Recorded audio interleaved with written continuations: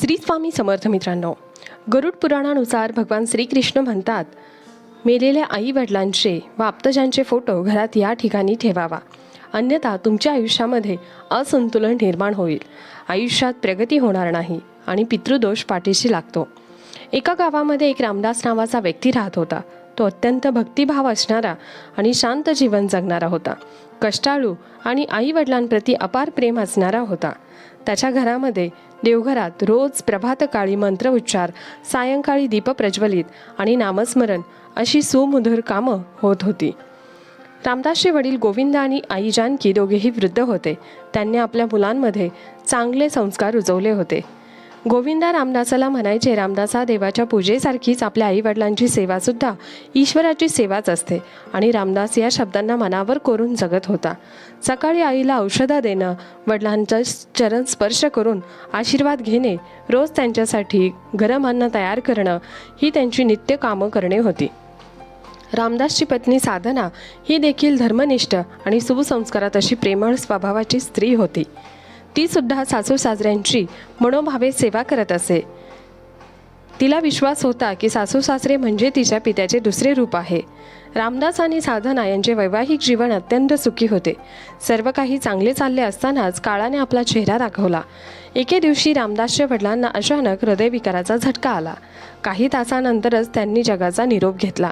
ही घटना सगळ्यांसाठीच हादरवणारी होती. रामदास खचून गेला होता. वडिलांशिवाय घर ओस पडल्यासारखे वाटत होते. आईचे अन्न पाणी सुटले होते.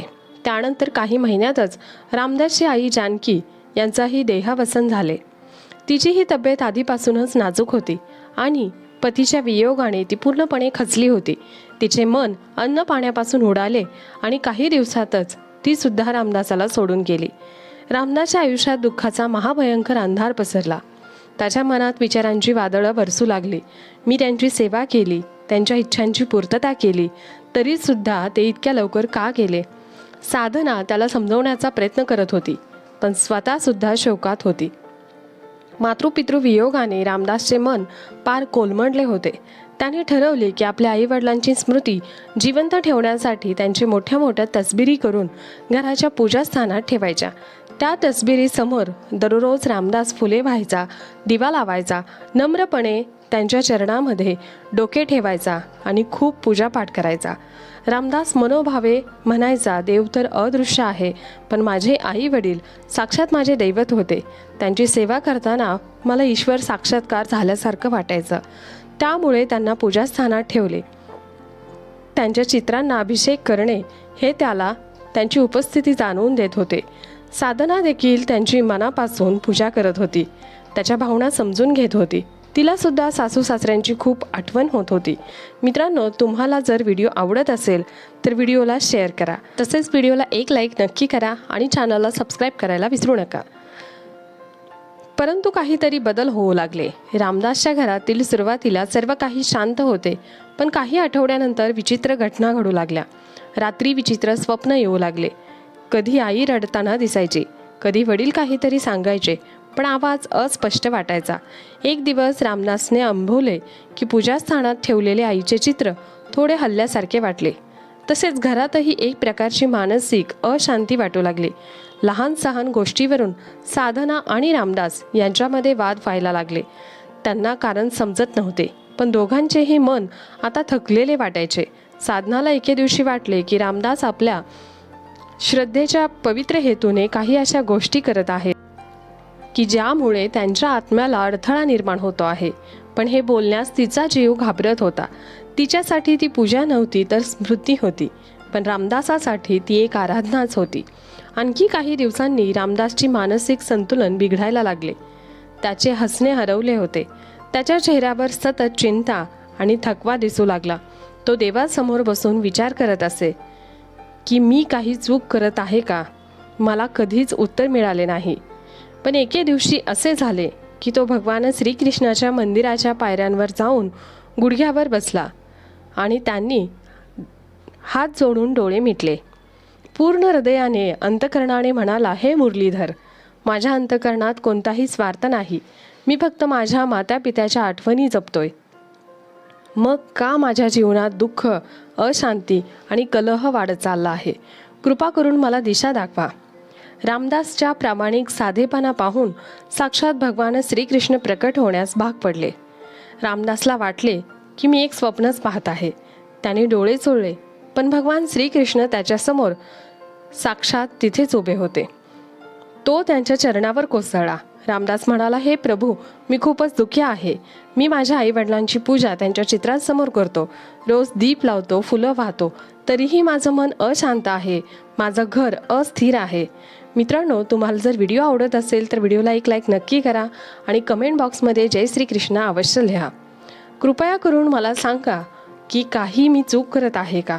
यावर भगवान श्रीकृष्ण म्हणाले, उठ रामदासा, तुझं प्रेम आणि तुझी श्रद्धा खरोखर निर्मळ आहे. आईवडिलांच्या प्रती असलेले ओढीने तू असे करत आहे, ते माझ्यासाठी अत्यंत वंदनीय आहेत. कधी कधी अज्ञानामध्ये केलेली भक्ती, भावपूर्ण कृती आत्म्यांसाठी, जीवितांसाठी, जीवनासाठी सुद्धा बंधनं होतात. प्रेम करणं चुकीचं नाही, पण कोणतंही प्रेम मोहात बदलतो तेव्हा तो अडथळा बनतो. जेव्हा कोणी मृत होतो, विशेषतः माता पिता, त्यांची आठवण, त्यांचं स्मरण ठेवून योग्य आहे. त्यांची पूजा करणे, त्यांना देवासारखे पूजास्थानी बसवणे खूप चुकीचे आहे. मी तुला एक गोष्ट सांगतो. एक दिवस नारद मुनी यांना प्रश्न पडला, जे मरण पावतात त्यांच्या आत्म्याचं पुढे काय होतं? पुनर्जन्म खरंच असतो का? आत्मा माणूस म्हणून पुन्हा येतो का? या प्रश्नाचं उत्तर मिळवण्यासाठी नारद मुनी लगेचच आपल्या विण्याची तार छेडत वैकुंठाच्या दिशेने निघाले. वैकुंठात पोचल्यावर त्यांनी भगवान विष्णूंना हात जोडून वंदन केलं. विष्णू प्रसन्न होऊन म्हणाले, देवर्षी नारद, यावेळेस तुम्ही कोणत्या जिज्ञासेने आला आहात? यावर नारदजी म्हणाले, प्रभू, एक साधा प्रश्न आहे, पण त्यामध्ये माणसाच्या संपूर्ण जीवनचक्र सामावलेलं आहे. मरणानंतर आत्म्याचं काय होतं? तो लगेच पुनर्जन्म घेतो का, की एखाद्या विचित्र अवस्थेत असतो? हे सगळं मला समजून घ्यायचं आहे. यावर भगवान विष्णू म्हणाले, हे देवर्षी नारद, तुला हा प्रश्न पडणं स्वाभाविक आहे, कारण ज्या कथा तुम्ही त्रिलोकात फिरून ऐकता त्या कथा फक्त जीवनापर्यंतच मर्यादित असतात, पण मरणानंतरची गोष्ट ही फारच कमी लोकांना माहीत असते. तेव्हा भगवान विष्णू म्हणाले, मानवाचे जीवन क्षणभंगूर आहे. हे मिळालेले जीवन एका वस्त्राप्रमाणे आहे. आत्मा हा वस्त्र असतो, जो घातला जातो आणि पुढे उतरवला जातो. मरण म्हणजे शरीराचा अंत, पण आत्मा मात्र अमर असतो. मृत्यू झाल्यानंतर आत्मा लगेचच दुसऱ्या शरीरात जात नाही. त्याचा प्रवास थोडा गुंतागुंतीचा असतो. जसं एखादा प्रवासी रेल्वे बदलवत मार्ग शोधत पुढे जातो, सेम तसंच प्रवासाचे प्रमुख 3 टप्पे असतात. पहिला प्रवास म्हणजे प्रेतयोनी. नंतर सुरुवातीचे काही दिवस, साधारणतः 10 ते 13 दिवस, आत्मा प्रेतयोनीमध्ये असतो. यावेळी तो आत्मा गोंधळलेला असतो. त्याला समजत नाही आपण शरीर सोडलं आहे, पण घरातल्यांचा विलाप, प्रार्थना, रडणं हे सगळं त्याला ऐकू जातं. तो काहीच करू शकत नाही. त्यामुळे हिंदू धर्मामध्ये अंतिम संस्कार, पिंडदान आणि तर्पण यांना फार महत्त्व आहे. हे विधी आत्म्याला सांगतात की तू आता इथला नाहीस, तुझी यात्रा पुढे आहे. नारद हे ऐकून स्तब्ध झाले. याआधी त्यांनी इतकं स्पष्टपणे कधीच ऐकलं नव्हतं. प्रवासाचा दुसरा टप्पा असतो तो म्हणजे यमलोक. भगवान विष्णू म्हणाले, त्यानंतर यमलोक आत्म्याला यमलोकात नेतात आणि चित्रगुप्त त्या व्यक्तीचा पाप पुण्याचा हिशोब सांगतो. प्रवासाच्या दुसऱ्या टप्प्यामध्ये आत्म्याला यमलोकांनी चित्रगुप्ताच्या संपूर्ण लेखाजोखा त्यांच्या समोर सादर करतात. मग यमराजाच्या आत्म्याचा पुण्य पाहतं आणि मोजमाप करून निर्णय देतात. जर पुण्य जास्त असेल तर आत्मा स्वर्ग किंवा उच्च लोकात जातो. जर पाप प्रबळ असेल तर नरक किंवा नीच योनीमध्ये जातो. जर पुण्य आणि पाप समसमान असेल तर आत्मा पुन्हा मनुष्य जन्म घेऊन जन्म घेतो. नारदजी विचारात पडले, म्हणजे स्वर्ग आणि नरक हे काही कायमचे नाहीत? विष्णूंनी हसून उत्तर दिलं, नारद, स्वर्ग आणि नरक हे फक्त कर्मभोगाच्या चक्रासाठी आहेत. जसे विश्रांती किंवा शिक्षेचे स्थान असते, मोक्ष मात्र शाश्वत आहे. प्रवासाचे तिसरे स्थान म्हणजे पुनर्जन्म. जेव्हा आत्मा नवा जन्म घेतो तेव्हा अनेक शक्यतांमधून जातो. तर माणसाने धर्म, सेवा, भक्ती केली असेल तर तो पुन्हा माणूस म्हणून जन्म घेतो एका चांगल्या कुटुंबात. पण जर त्याने क्रूरता, लोभ, हिंसा यासारखं पाप केलं असेल तर तो पशु, कीटक किंवा अगदी राक्षसी योनीमध्ये जन्म घेतो. काही लोकांना दिव्य जन्मसुद्धा मिळतो. खरं तर देवता आणि सिद्ध होण्याची संधी मिळते. नारद भारावून गेले. पुनर्जन्म म्हणजे केवळ एका नव्या शरीरात येणे नव्हे, तर आत्म्याशी एका मोठ्या यात्रेतील पुढची पायरी होय. विष्णू पुढे म्हणाले, आता समजून घे. माणसाची 3 प्रकारची कर्म असतात. पहिलं कर्म म्हणजे संचित. हे कर्म जन्मजन्मांतील एकत्र कर्म. दुसरं म्हणजे प्रारब्ध कर्म. यापैकी काही कर्म या जन्मात मोजण्यासाठी उघडं होतं. अपघात, दुःख किंवा अनपेक्षित आनंद.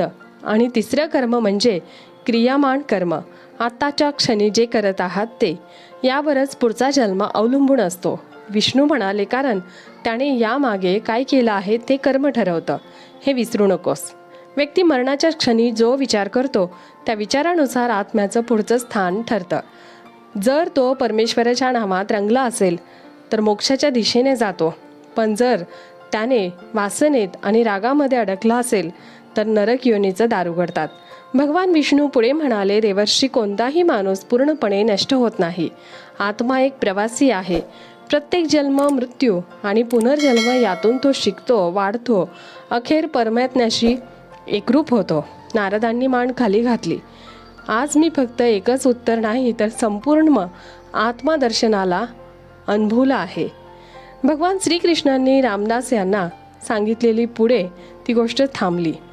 श्रीकृष्ण रामदासाला म्हणाले, मृत्यू म्हणजे आत्म्याची पुढच्या प्रवासाकडे वाटचाल असते. प्रत्येक आत्म्याचे अंतिम ध्येय असते की पुढच्या जन्मासाठी मार्गक्रमण करणे किंवा मोक्षप्राप्ती असणे. पण जेव्हा आपण त्यांच्या छायाचित्रासमोर पूजा करतो, प्रार्थना करतो, आपण त्यांच्या आत्म्यांना किंवा भावविश्वातच अडकून ठेवतो आहे. रामदास हळूहळू त्यांच्या शब्दांचा अर्थ समजू लागला. त्याने संकोचाने विचारले, प्रभू, मी तर त्यांना आदराने आणि भक्तीने पूजा करतो, त्यांची आठवण ठेवतो. हे चुकीचं आहे का? यावर भगवान श्रीकृष्ण म्हणाले, हे चुकीचं नाही, पण तू आठवण ठेव. त्यांना अडकून ठेवू नकोस. त्यांची मुक्ती कर. त्यांची सेवा केलीस, त्यांना प्रेम दिलंस, त्यांना आशीर्वादासह पुढे पाठव. कारण खरी श्रद्धांजली म्हणजे आत्म्याला मुक्तता देणे नव्हे का? रामदासाच्या मनात अजून एक शंका होती. तो म्हणाला, तर मी आई वडिलांचे चित्र घरात ठेवू नये का? यावर भगवान श्रीकृष्ण म्हणाले, ठेव, पण ती तस्वीर घराच्या पूजास्थानी नको. पूजास्थान म्हणजे ईश्वरी ऊर्जेचं केंद्र असतं. तिथे मंत्रांचा नाद, भक्तीचा भाव आणि परमात्म्याशी एकरूप होण्याची साधना असते. मृत व्यक्तींचा आत्मा अजून प्रवासात असतो. तिथे त्यांच्या चांगल्या तस्बरी ठेवले 2 भिन्न ऊर्जांना एका जागी आमंत्रण देणे असते. यामुळे ग्रहशांती बिघडते आणि आपलं मन देखील अशांत होतं. श्रीकृष्ण पुढे म्हणतात, पूर्वजांची तस्वीर घरात ठेवण्याचा हेतू त्यांचं स्मरण म्हणजे आदर असतो, आराधना नव्हे. त्यांची आठवण ठेवावी. तिथे दिवा किंवा अगरबत्ती न लावता त्यांना प्रेमाने स्मरावे. परंतु त्यांना देवाप्रमाणे पूजणे त्यांच्या आत्म्याला बंधनात ठेवल्यासारखे आहे. हे प्रेम नसून अज्ञान आहे. रामदासाच्या घरातील कलह, त्याचे विचित्र स्वप्न, मनातील अशांती या सर्वांचे मूळ त्या अज्ञानात होते. तो प्रेम करत होता, पण त्याने आत्म्यांना बंधनात अडकवले होते.